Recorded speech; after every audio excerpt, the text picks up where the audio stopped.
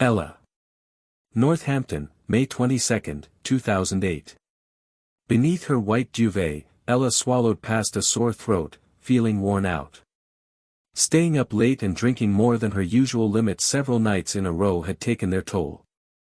Still, she went downstairs to prepare breakfast and sat at the table with her twins and her husband, doing her best to look interested in their ongoing chatter about the coolest cars at school when all she wanted was to go back to bed and sleep. All of a sudden, Orly turned to her mother and inquired, "Avi says our sister isn't going to come home again. Is that true, Mom?" Her voice reeked of suspicion and accusation. "Of course that's not true. Your sister and I had a quarrel, as you know, but we love each other," Ella said. "Is it true that you gave Scott a call and asked him to dump Jeanette?" Avi asked with a grin, apparently enjoying the subject immensely.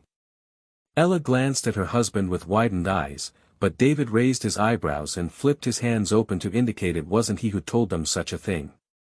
With practiced ease, Ella gave her voice the authoritarian tone she used when giving instructions to her children. "That's not quite right. I did speak with Scott, but I did not tell him to dump your sister. All I said was not to rush into marriage." "I'm never going to get married," Orly announced with certitude. "Yeah, as if any guy would want to have you as his wife," Avi snapped. While she listened to her twins tease each other, for reasons she couldn't understand, Ella felt a nervous smile settle on her mouth. She suppressed it. But the smile was there, carved under her skin, as she walked them to the door and wished them all a nice day. Only when she returned to her seat at the table could she get rid of the smile, and she did that simply by allowing herself to sulk. The kitchen looked as if it had been attacked by an army of rats. Half-eaten scrambled eggs, unfinished bowls of cereal, and dirty mugs cluttered the counter. Spirit was pacing the floor, eager to go out for a walk, but even after 2 cups of coffee and a multivitamin drink, all Ella could manage was to take him out into the garden for a few minutes. Back from the garden, Ella found the red light flashing on the answering machine. She pressed the button, and to her great delight Jeanette's melodious voice filled the room. "Mom, are you there?" "Well, I guess not, or you would have picked up the phone." She chuckled. "Okay, I was so angry at you I didn't want to see your face again. But now I'm cool about it.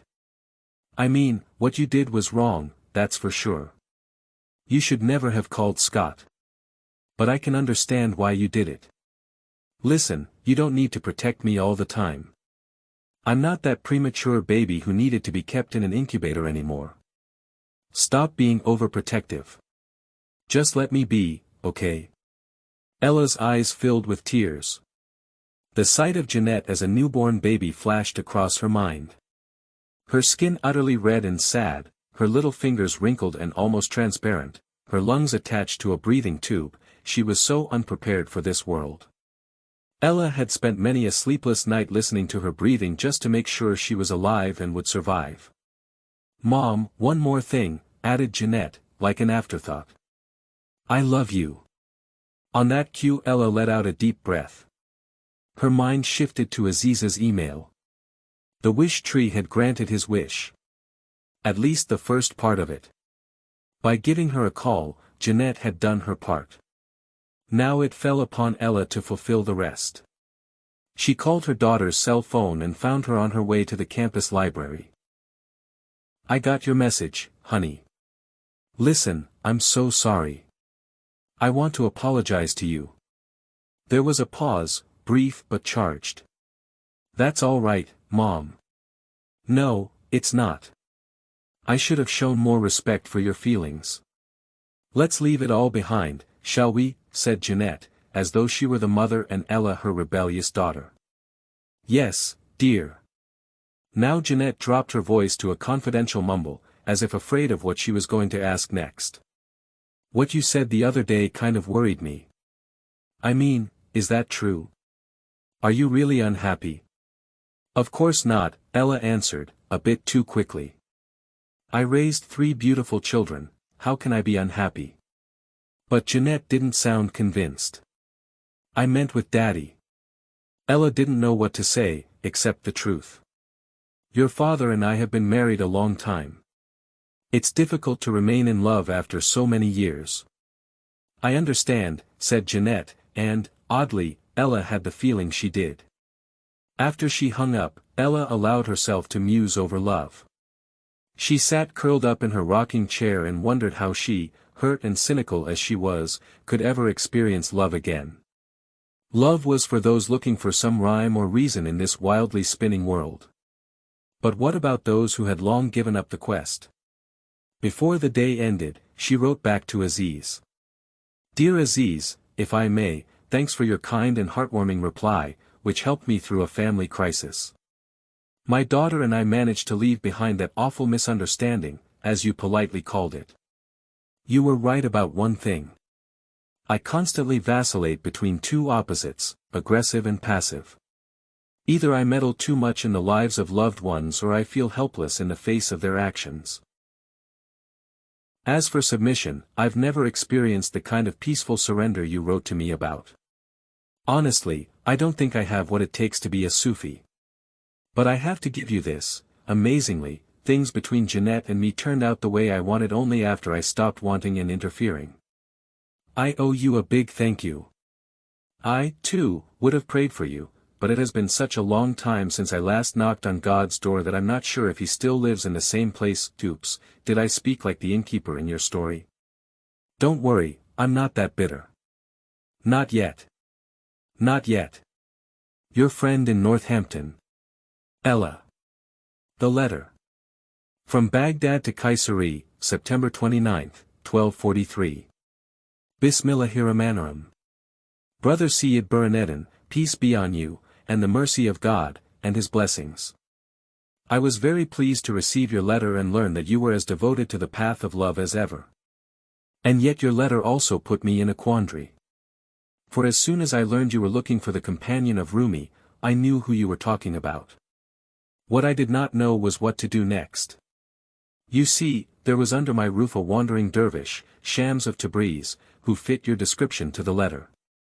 Shams believed he had a special mission in this world, and to this end he wished to enlighten an enlightened person, looking for neither disciples nor students. He asked God for a companion. Once he said to me that he hadn't come for the common people.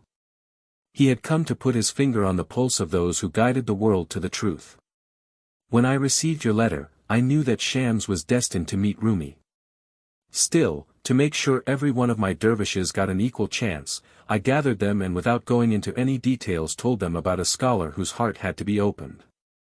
Though there were a few candidates, Shams was the only one who persevered even after hearing about the dangers of the task. That was back in winter. The same scene was repeated in spring and then in autumn. You might be wondering why I waited this long. I have thought hard about this and frankly can offer only one reason: I have grown fond of Shams. It pained me to know that I was sending him on a dangerous journey. You see, Shams is not an easy person. As long as he lived a nomadic life, he could manage it pretty well, but if he stays in a town and mingles with the townspeople, I am afraid he will ruffle some feathers. This is why I tried to postpone his journey as long as I could. The evening before Shams left, we took a long walk around the mulberry trees where I grow silkworms. Old habits rarely die. Painfully delicate and surprisingly strong, silk resembles love. I told Shams how the silkworms destroy the silk they produce as they emerge from their cocoons.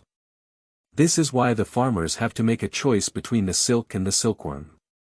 More often than not, they kill the silkworm while it is inside the cocoon in order to pull the silk out intact. It takes the lives of hundreds of silkworms to produce one silk scarf. The evening was now coming to an end. A chilly wind blew in our direction, and I shivered. In my old age, I get cold easily, but I knew it wasn't my age that caused this shiver.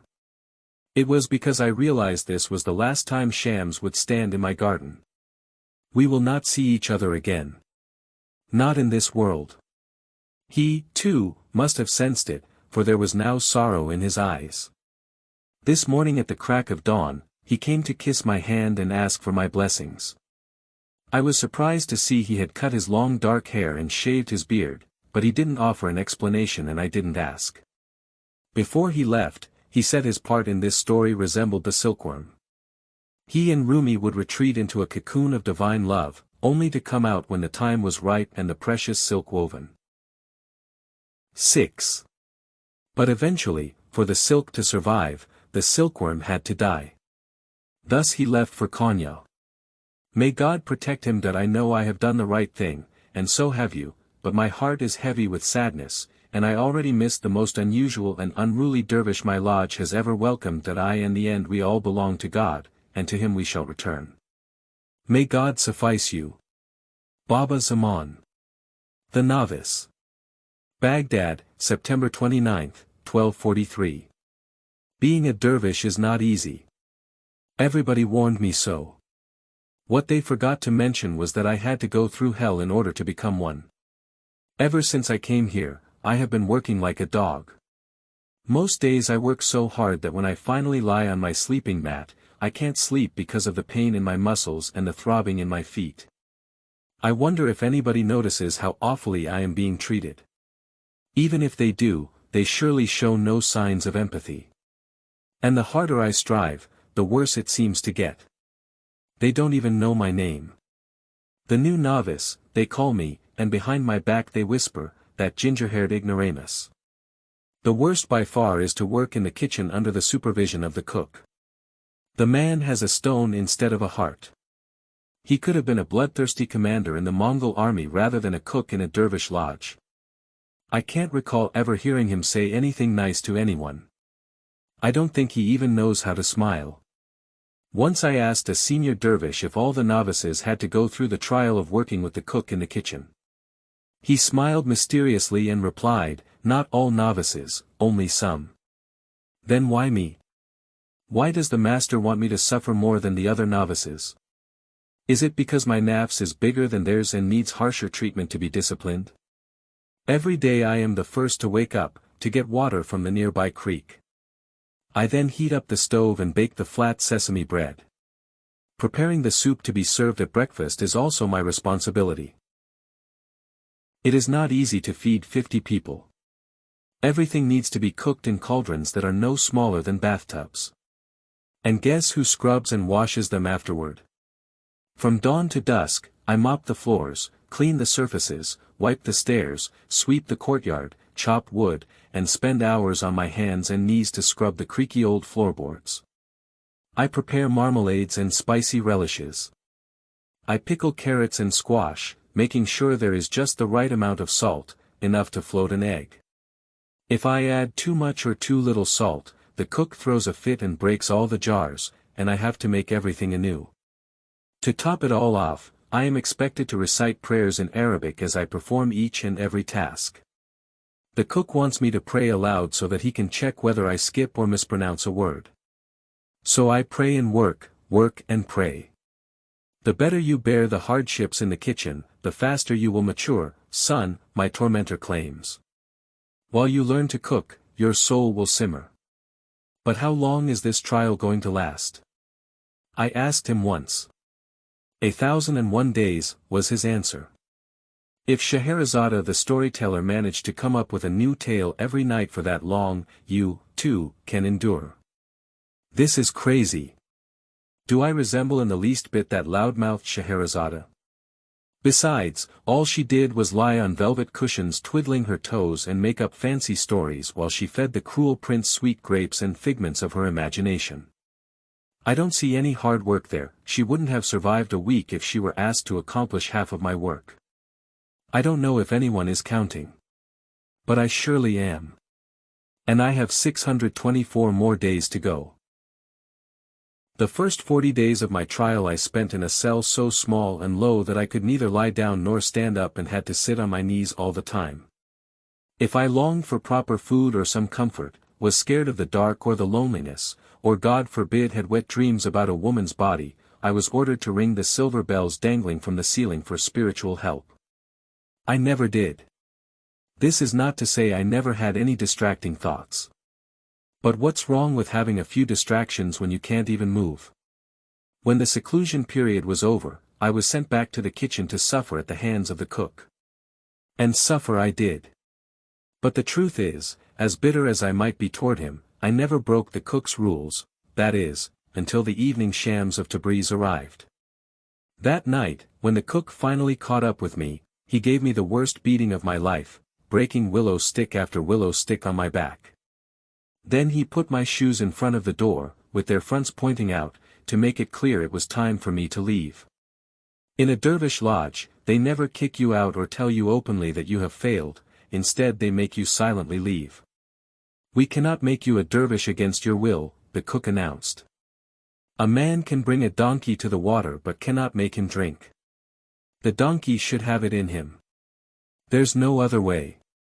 That makes me the donkey, of course. Frankly, I would have left this place a long time ago had it not been for Shams of Tabriz. My curiosity about him kept me anchored here. I had never met anyone like him before. He feared no one and obeyed no one. Even the cook respected him.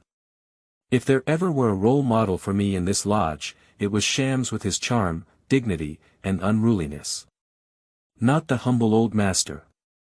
Yes, Shams of Tabriz was my hero. After seeing him, I decided I didn't need to turn myself into a meek dervish. If I spent enough time next to him, I could become just as brash, steadfast, and rebellious.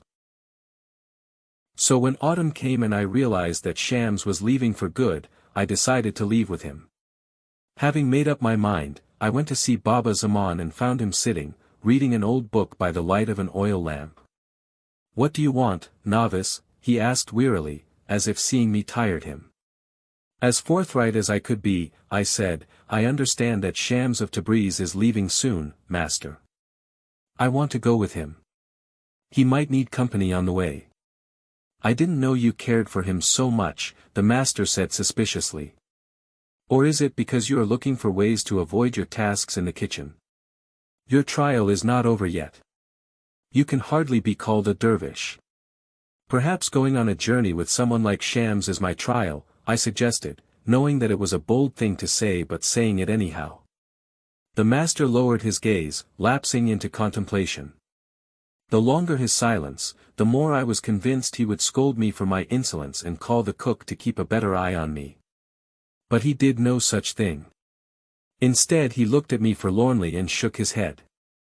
"Perhaps you were not created for life in a lodge, my son.